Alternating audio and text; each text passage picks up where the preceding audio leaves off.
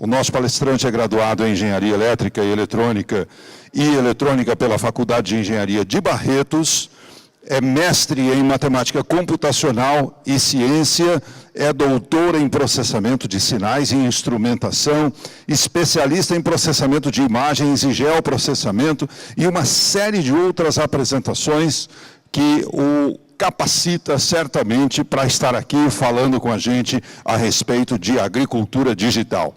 Por gentileza, vamos dar uma salva de palmas agradecendo a presença ao senhor Lúcio André de Castro Jorge, da Embrapa Instrumentação. Bom, obrigado pelo convite, em primeiro lugar, né? É um prazer falar um pouquinho sobre esse tema. É um tema... Pode ser.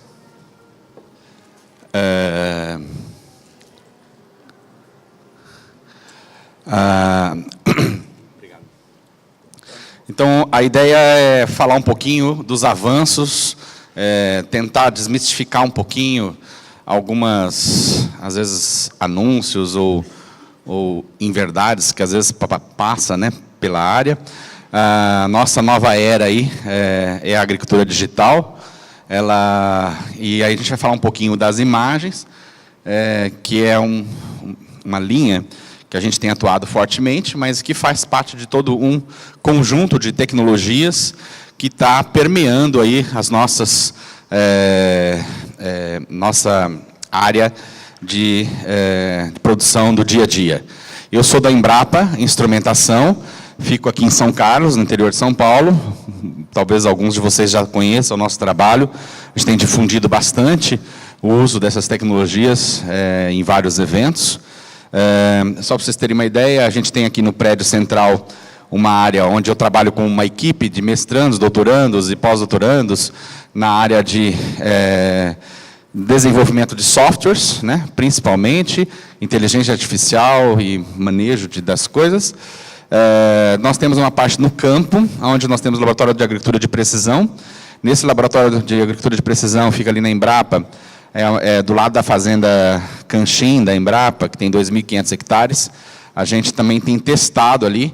O laboratório nosso tem um laboratório de drones, onde a gente desenvolve, desde constrói, implementa, testa, valida várias coisas, principalmente a parte de drones e sensores, que é o forte, e uma área de treinamento, e aí que a gente tem recebido assim para alguns treinamentos específicos lá. Então, só para quem não conhece, essa é a nossa área, o que é muito legal, que do lado tem a área onde a gente tem o campo, para testar as várias tecnologias, né?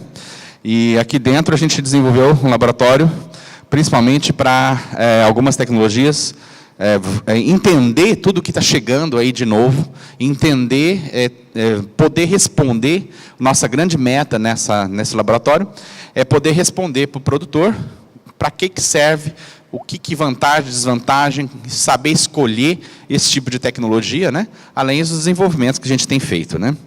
Então, nós temos aí muitos desafios, de uma forma geral, a Embrapa tem olhado para esses desafios, e a gente, no lado tecnológico, mais ainda. Alguns desafios, nós estamos aí pelo futuro, né, nos próximos 50 anos, a própria água, energia, alimento, né, então a gente vai falar aqui um pouco sobre a parte de alimento, nutrição. É requisito cada vez mais a gente produzir mais, produzir com qualidade, né, sustentabilidade e tudo mais. Existe uma demanda aí mundial, né, assim, uma perspectiva de crescimento populacional gigante até 2050, e aí já tem sido apontado o Brasil como um grande player ou um grande responsável pelo alimento aí nas próximas décadas, né? Então, nós temos aí um grande desafio pela frente, e isso nos norteia sempre tentar achar cada vez mais tecnologias. É a tecnologia que tem nas suas diferentes fases, desde a tecnologia do grão, a tecnologia de produção, e agora a tecnologia da informação, né, cada vez mais responsável para esses avanços que a gente precisa dar e a gente vai ser cobrado de alguma forma, né? Então, a gente vê aqui, por exemplo, algumas perspectivas de produção, né, para os próximos 20, 30 anos. Todas as áreas deve haver um aumento, um incremento de produção. E esse incremento de produção não quer dizer que nós estamos incrementando área apenas. Apesar do Brasil ter uma quantidade de área disponível para crescer, a gente está falando em crescimento por área, né, de aumento de produtividade com, principalmente, o uso de tecnologia.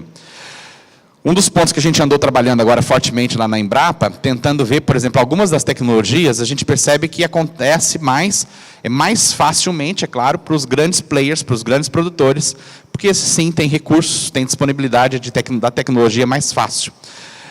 Mas quando a gente olha em termos de quantidade, né, nós temos aí 89% dos nossos produtores são pequenos produtores.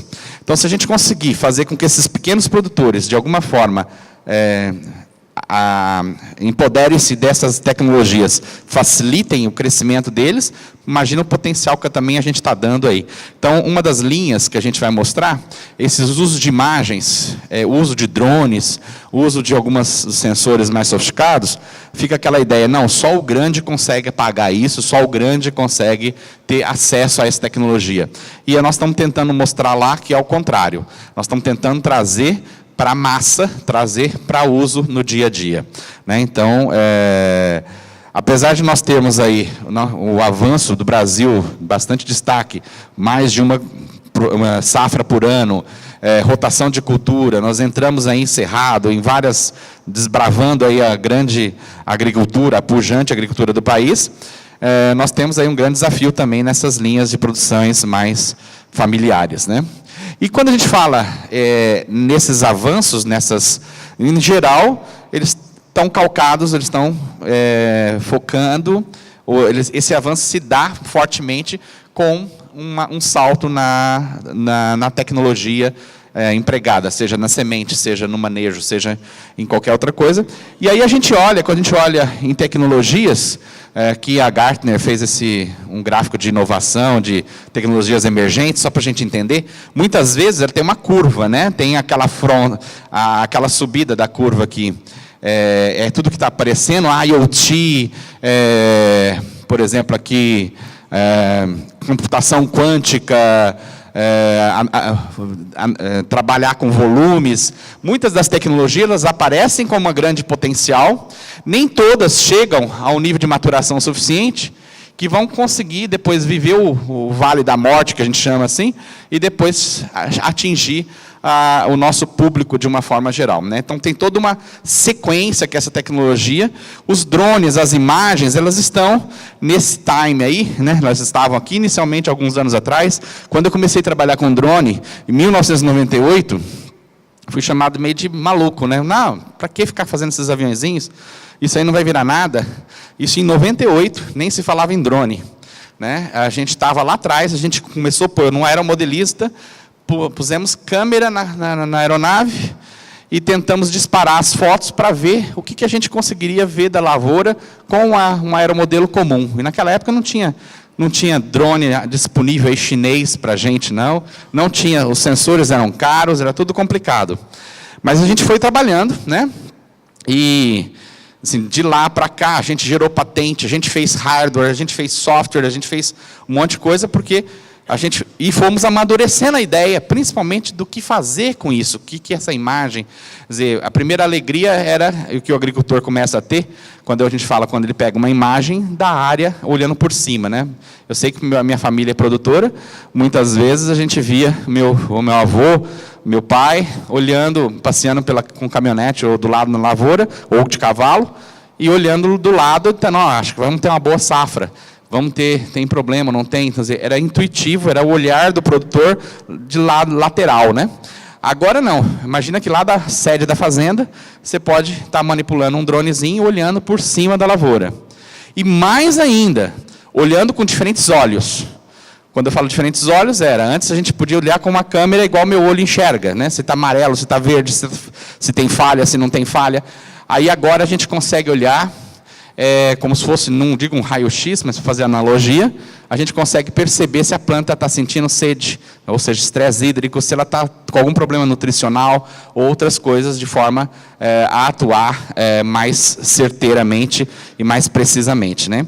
E aí tem um boom de tecnologias que estão fazendo as coisas acontecerem, né? Antes a gente não tinha hardware para fazer processamento rápido, a gente não tinha os sensores, as câmeras, uma câmera pequena que pudesse fazer embarcar num drone.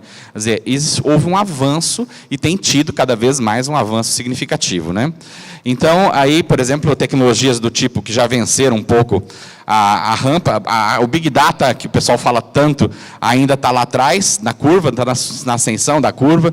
Nós ainda não estamos com Big Data para trabalhar de fato. Na verdade, faltam dados para a gente.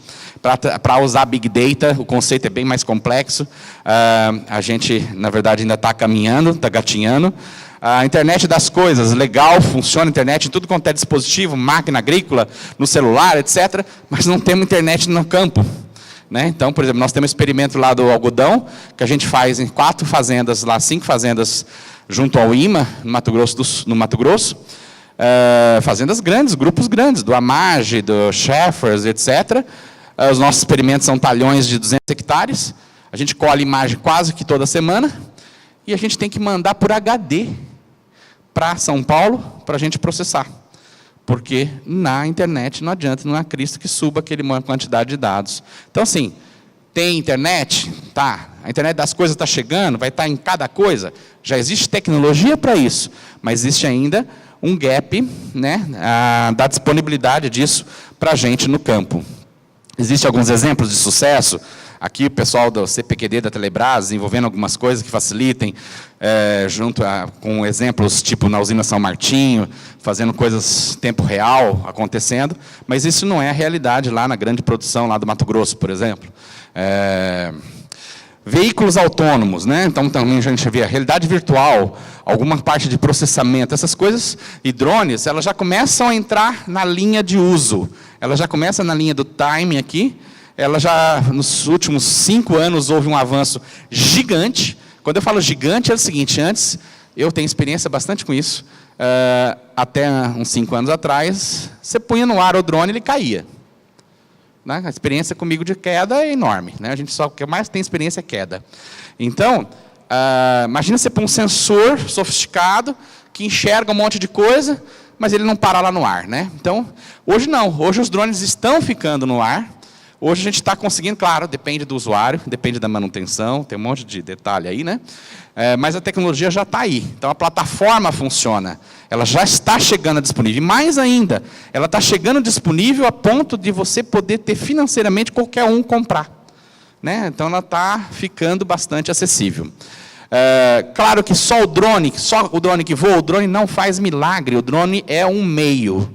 Ele tem que levar ali dentro o quê? Um sensor. Ele tem que, depois do sensor, ter um software, ter uma ferramenta de processamento para traduzir a informação para o produtor. Então, não adianta eu ter apenas uma imagem. Eu preciso extrair aquela informação dali. Então, eu diria o seguinte, estamos ainda precisando dos Big Data que não estão prontos. Nós estamos precisando de algumas ações ainda de desenvolvimento. Então, ou seja, tecnologicamente é o boom, é o momento. Nós estamos aí com várias ferramentas, mas falta ainda... Esse aqui foi de uma recente evento, agora em 2019, se não me engano lá em Dubai ou algum lugar assim, onde mostra um pouco o que nós temos, de fato, presente para o produtor. O produtor consegue, hoje ele está até confuso, porque ele tem prestador de serviço fornecendo drone, voos com drone, ele tem disponibilidade de celular, ele tem internet em alguns casos, ele tem até a parte genética, tem várias coisas, na verdade dados possíveis, tecnologias para coletar esses dados, mas né, ele ainda não tem uma inteligência que extraia a informação desses dados. E é isso que está todo mundo atrás. Né? Nosso Brasil, inclusive, nós estamos sendo... varridos, aí, procurados por várias empresas de fora. Tá? Tem gente querendo... virou moda, fala, não, inteligência artificial, porque eu tenho a solução de inteligência artificial, eu tenho a solução de Big Data, eu tenho a solução. Ninguém tem nada. No Brasil, na verdade, está vindo aí coisas de fora, está vindo, eu não vou citar nomes de empresas, que outro dia eu citei, estava na plateia o pessoal representante, aí virou um debate, não vamos entrar no caso, mas eu posso citar alguns se quiserem. Mas a gente tem exemplos de pessoal que pega pacote lá fora. Uma coisa é ter algoritmos de inteligência artificial, avançou muito. Avançou pra caramba. Por exemplo, Deep Learning, alguém já deve ter ouvido falar. Processamento, né, em profundidade com redes neurais. Hoje nós temos computador inteligente, capacidade de processamento inteligente, mas para você fazer Por exemplo, um algoritmo de contar a planta de citros, por exemplo, simples, nada demais, pegar uma imagem comum e contar o número de plantas.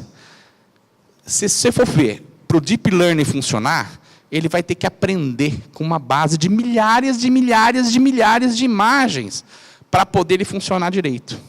Tá? Eu pus um aluno meu lá, com a doce ilusão, falei, não, fica aí, pega as bases mais disponíveis aí do nosso... Olha que a gente voou já bastante, hein?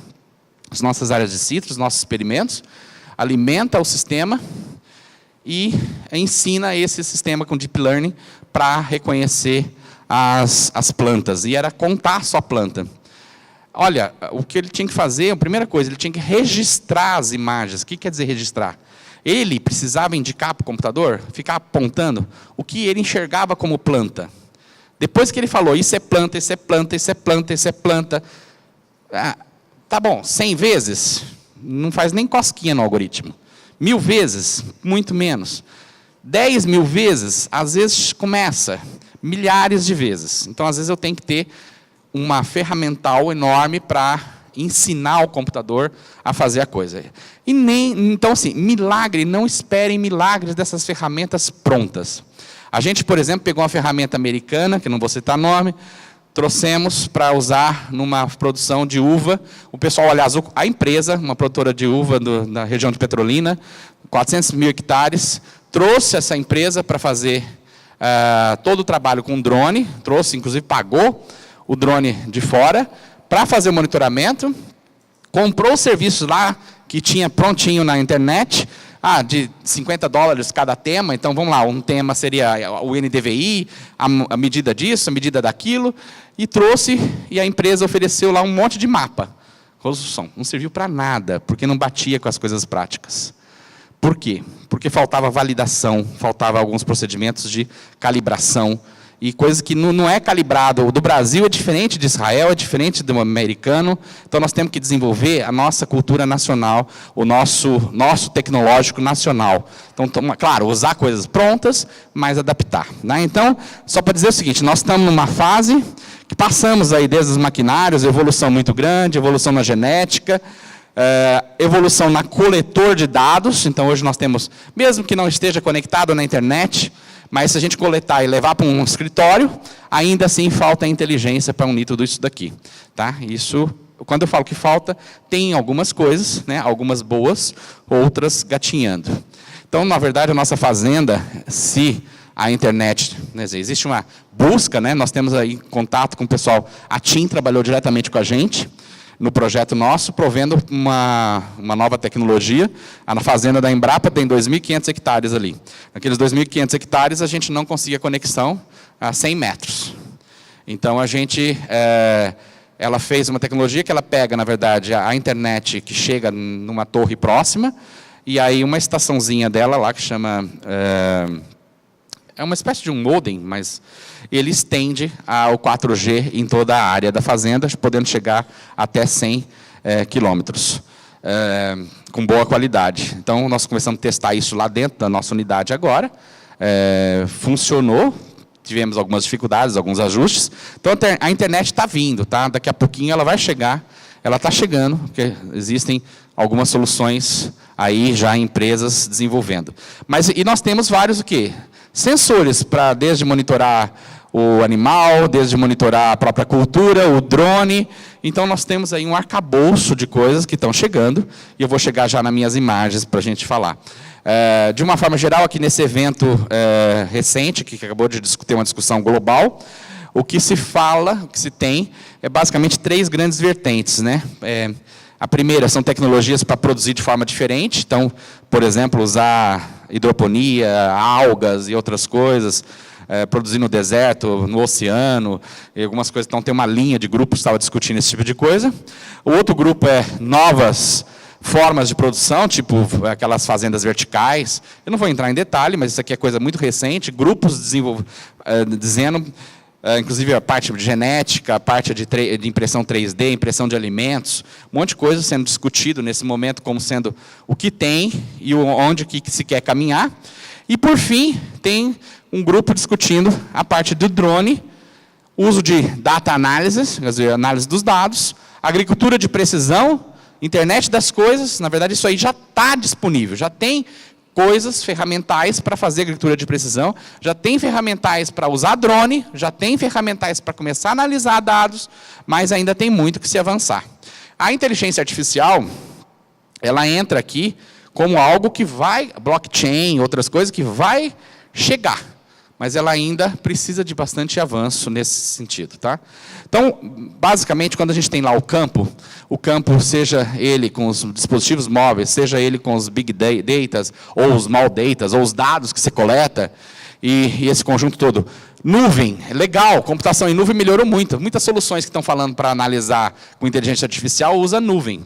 Aí você vai lá no Mato Grosso, como que você vai usar a nuvem lá? Não dá. Quando você vai lá no Nordeste Petrolina, também a gente mandava HD para São Paulo para fazer upload de imagem para os Estados Unidos.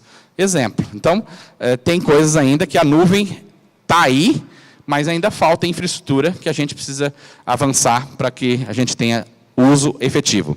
De qualquer forma, o que a gente tem que fazer? E nas imagens é isso que a gente tem que fazer. A gente tem dados, a imagem é um dado, esse dado, de alguma forma, tem que extrair uma informação, essa informação virar algum conhecimento que vai virar uma inteligência para a gente atuar. É isso que está todo mundo buscando.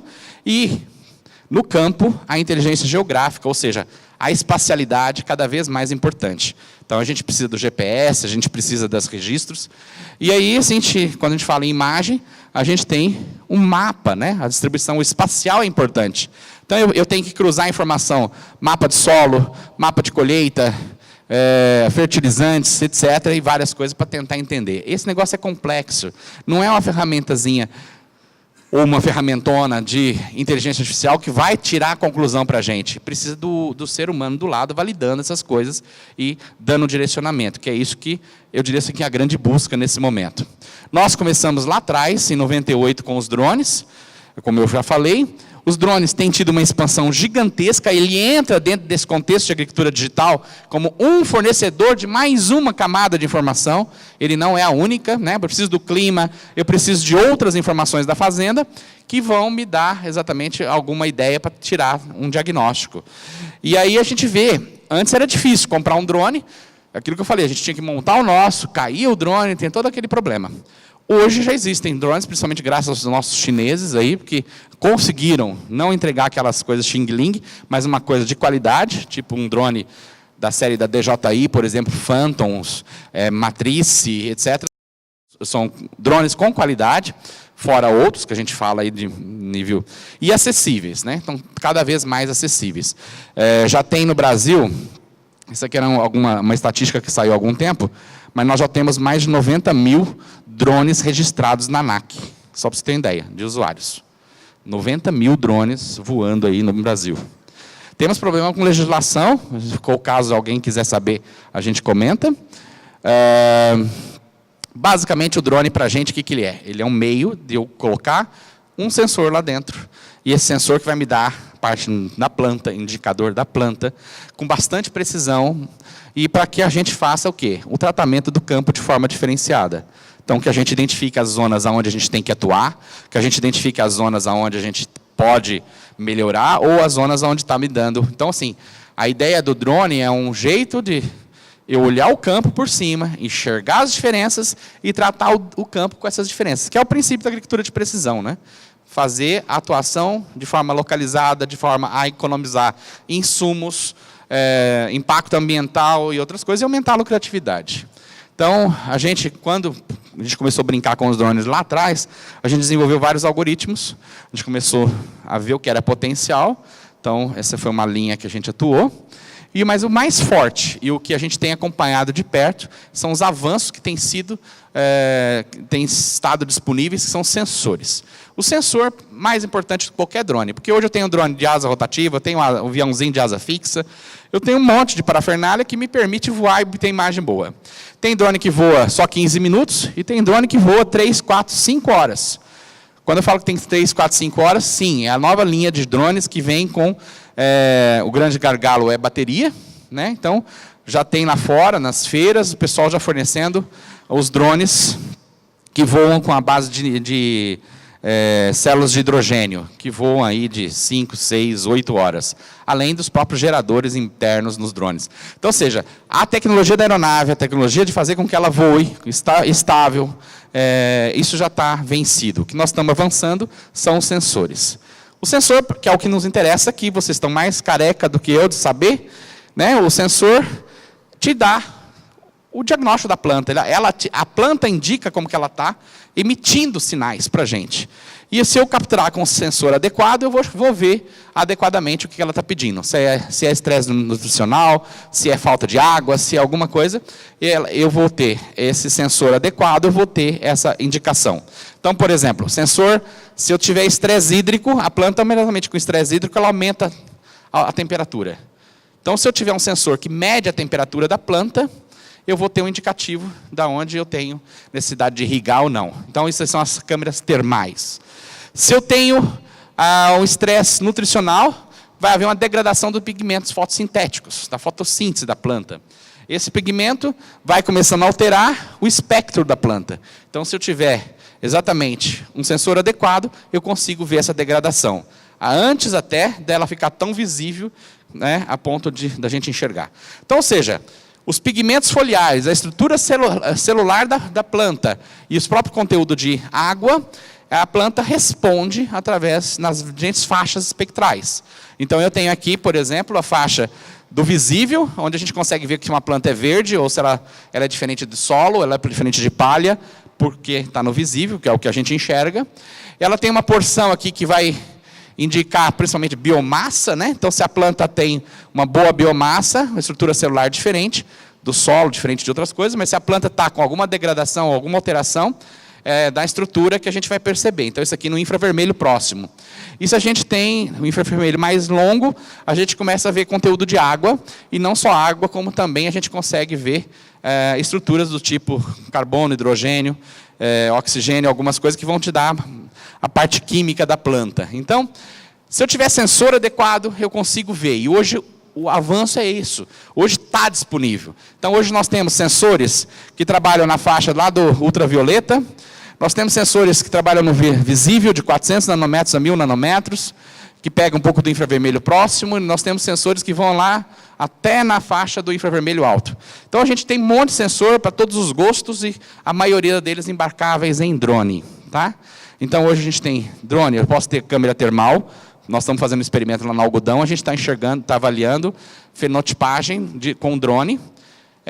Como? Vendo aquela fenótipo ou genótipo resistente à seca. Então, um exemplo que é o nosso foco lá.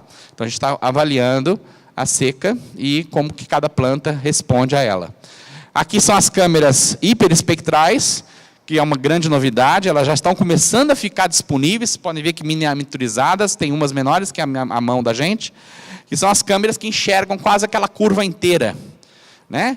Nós temos a câmera no visível, que a gente chama de RGB, é a câmerazinha do nosso celular, é aquilo que a gente enxerga.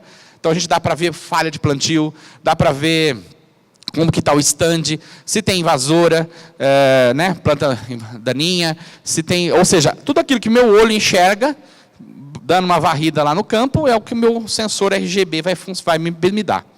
Normalmente, os sensores RGB são bem baratos, eles vêm nos drones. O LiDAR é um outro sensor que vai me permitir ver biomassa, ver estrutura, ver volume de planta, muito usado em florestas, em outras áreas.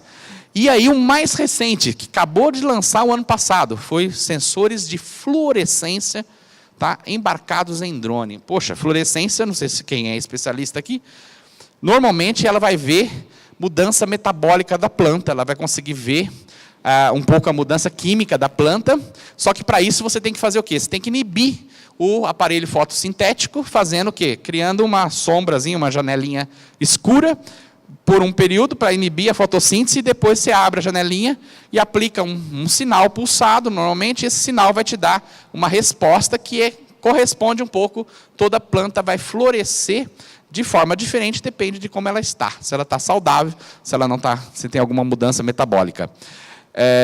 O que é a grande novidade é que agora eles conseguem fazer embaixo do sol, conseguem fazer voando com um drone, com um sensor de fluorescência. Isso é possível? Não é milagre. Estudando o sinal de luz existem 2 apagões, vamos dizer assim, em nossa atmosfera tem um filtro que 2 pontos do espectro, eles não têm resposta espectral, porque é um filtro natural aí. O que o pessoal fez foi usar exatamente esses 2 apagões, que são chamados sinais de Fraunhofer, e fizeram ali a excitação naquela faixa espectral. E aí consegue, então, ter uma resposta da planta. Então, a gente já conseguimos medir se a planta está sofrendo alguma interferência. Não sei se alguém já viu um vídeo que viralizou um pouco, que o inseto começa a morder a planta, e, de repente, parece que a planta leva um choquezinho e o negócio esparrama em toda a folha. Se quiserem, depois pode me mandar um e-mail que eu mando os links onde tem esses vídeos. E é real, a planta reage ao ataque do inseto, ela emite um sinal eletroquímico lá nela, e esse sinal já pode ser registrado com um sensor desse, em tempo real. Então, assim, imagina qualquer mudança. Nós fizemos testes com um experimento com algodão, uma área irrigada que tinha bastante lagarta. A presença da lagarta tinha uns picos de sinais bem fortes de fluorescência, onde a gente conseguiu, pelo menos, dizer onde tinha bastante lagarta ou não. Exemplos disso, então, são avanços que estão chegando.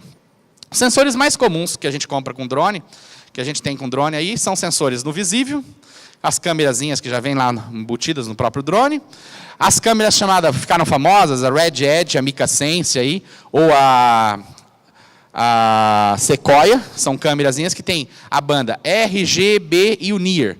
Virou moda hoje, todo mundo está vendendo NDVI, né? Nem sabe para que serve, mas está vendendo. Usa NDVI de forma inadequada, mas vende. Tem um monte de gente vendendo NDVI sem calibrar, sem fazer nada. Então, o produtor comprando mapa e o mapa não serve para nada. Tá? Isso por quê? Porque esses sensores, depende da luz. Então, se você fizer de dia, com solão, se você fizer nublado, se você fizer de manhã ou de tarde ou de noite, cada hora vai dar uma resposta diferente. Então, tem que ter calibração. Então, normalmente, tem câmera que tem um sensorzinho que mede a luz incidente e faz a correção. Se você não fizer isso, então, muita gente com câmera adaptada, vendendo serviço de drone por aí, e não tem um pingo de cuidado com calibração.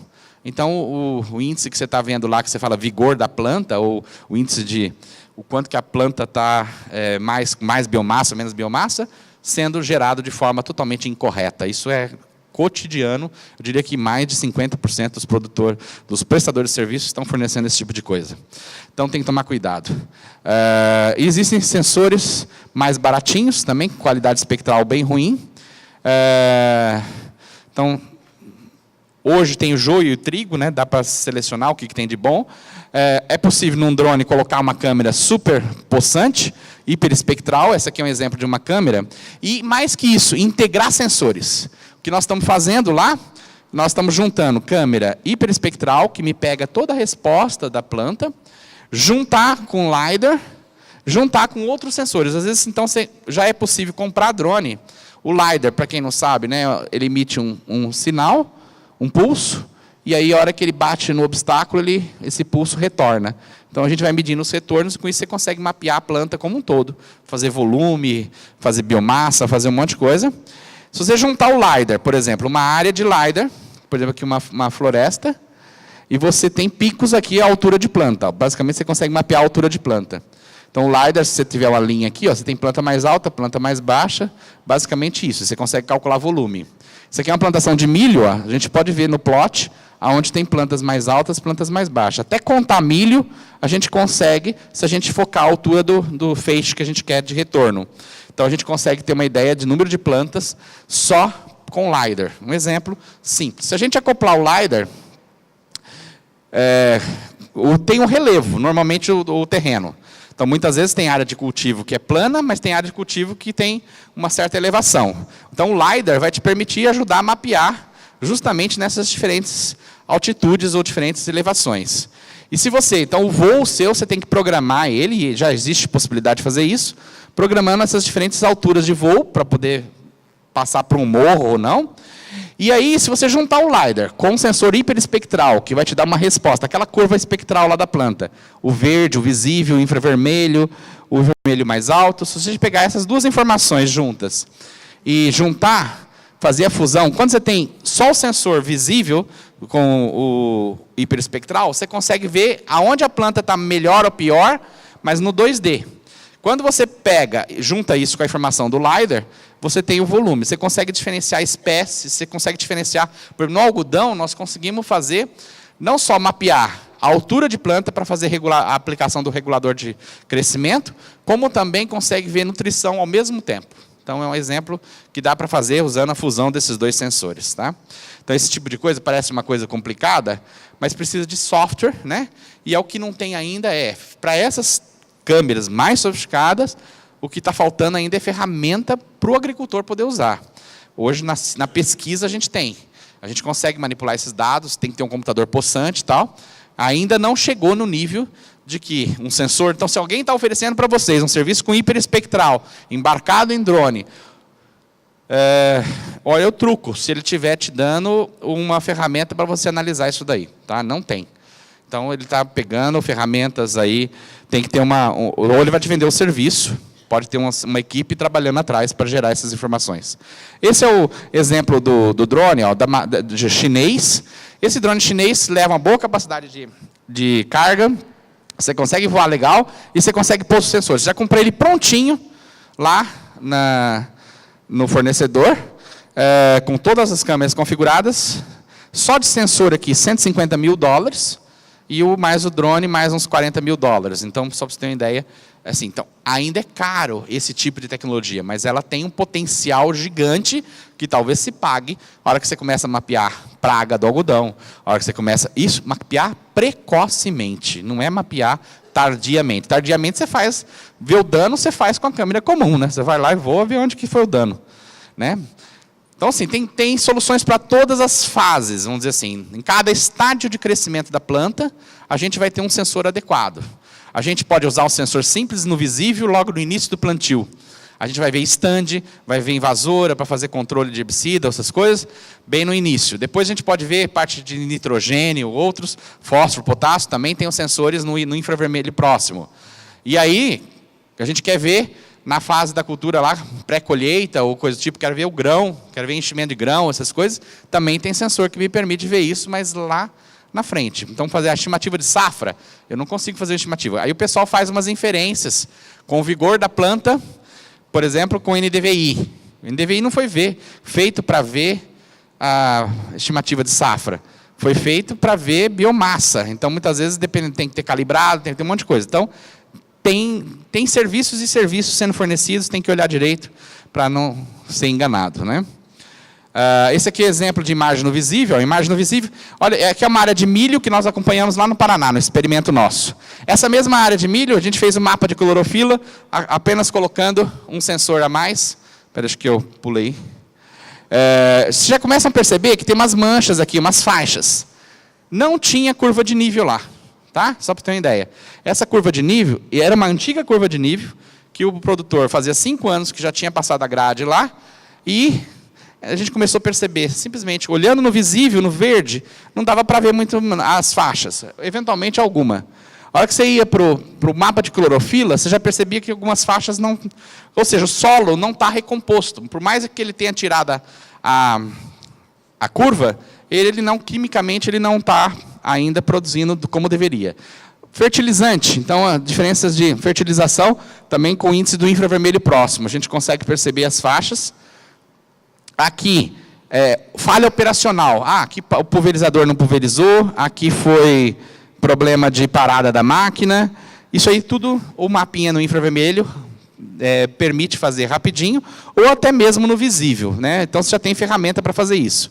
Isso aqui, por exemplo, é uma área de um produtor que teimou com a gente, não fez controle de invasora no início. A gente indicou, olha, tem que fazer o controle, tem muita planta aqui, e não é a planta, porque acabou de plantar. Não estava emergindo ainda. O cara não fez o controle, resultado, depois nós vimos o dano dele, porque ele competiu com a cultura principal. Esse tipo de coisa já é a realidade, já é possível implantar na fazenda. E não precisa começar com um sensor caro. Você pode começar com um sensor barato, uma área pequena, para começar a entender da própria produção. Ou o próprio produtor pequeno pode fazer isso. Então, e tem que voar em várias fases da cultura, tem que entender o que dá para fazer no estágio V3, V4, no estágio V8, parte de pré-pendoamento, até a parte de estimar colheita, é possível fazer com os sensores hoje embarcados em drone. Então, esse é um sensor, esse é um exemplo. Esse aqui é um outro exemplo na área de algodão, onde a gente está mapeando a área irrigada e não irrigada.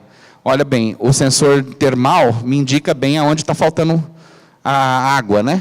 Então, a gente consegue controlar isso também no campo, o sensor hoje é possível. Ele te dá uma imagem desse tipo, já com a temperatura da planta. E aí você consegue mapear e fazer o controle. Tá? A hiperespectral é uma câmera especial, que é a grande novidade aí, para enxergar, principalmente as coisas precocemente. Enxergar a parte de nutriente, ou mesmo algumas pragas e doenças que acontecem logo no início, com mudanças metabólicas da planta. Aí nós temos, já estou indo para o fim, só para entender, a grande novidade é a fluorescência induzida pelo sol. A fluorescência induzida pelo sol, esse sensor está na faixa ainda, próximo de 1 milhão, mas ele vai cair preço. Tá? Então, a gente já tem sensores hiperespectrais que estão na faixa de $40 mil, que é barato. Então, hoje nós temos uma câmerazinha que custa menos de $1.000, uma câmera visível boa, que já vem nos drones. Nós temos aí as com infravermelho, que você já compra por R$5 mil, uma razoável, e aí até 30, 40 mil reais. E depois você vai para um sensor desse de 1 milhão, por enquanto, que acabou de lançar. É claro, você tem que ganhar em cima da tecnologia nova. Mas te garanto que daqui 2, 3 anos, isso aqui está disponível para nós por menos de 100 mil. O que é possível mapear, isso aqui é induzido pelo sol, alterações metabólicas da planta. Na Embrapa, a gente trabalhou com isso, tentando fazer processamento em tempo real, trazendo isso para o produtor, que não precisa entender de drone, de montar mosaico, de montar o diabo todo que tem que fazer para obter um mapa legal.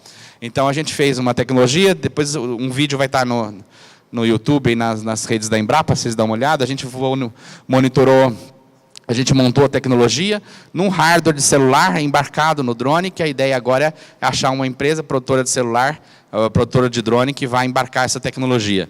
O nosso drone voa sozinho, você programa ele, e aí o que ele faz? Ele vai juntando as imagens durante o voo. A hora que ele termina e pousa, ele já tem o diagnóstico, não é só a imagem, ele tem já o diagnóstico da área, em cada fase. Então, nós validamos isso, um pacote para milho, e estamos trabalhando com pacotes para soja e algodão. Isso em breve vai estar aqui. O que é muito legal é que os produtores, aqueles ali que vocês viram, não, aqui não tem a foto, depois está lá na frente. E o produtor vê em tempo real, a hora que o drone pousa, já no tablet, o mapinha com o diagnóstico da área. Isso é uma grande novidade, que é o estado da arte do que vai estar aí. Isso aqui é um relatório típico, o nome da fazenda. Aqui já sai o mapa inicial, as condições de voo. Logo depois ele sai aqui algumas áreas para serem corrigidas. Essa área aqui não tinha muita correção. Mapa de vigor da planta e algumas falhas operacionais e recomendação. Imagina um agricultor, um pequeno agricultor, com um equipamento desse que não custa R$5 mil, tá? Em protótipo, vendo a sua área sendo monitorada em tempo real, com diagnóstico já.